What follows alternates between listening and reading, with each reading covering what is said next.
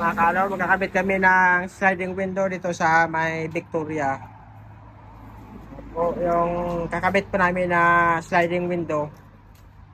Analog yung kulay, tsaka yung glass niya ay 1/4 bronze.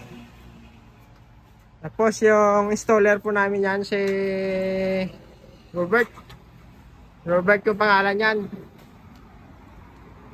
Yung tubing installer. Tapos doon po yan ikakabit yan, oh. Proposal po niya simula doon hanggang doon.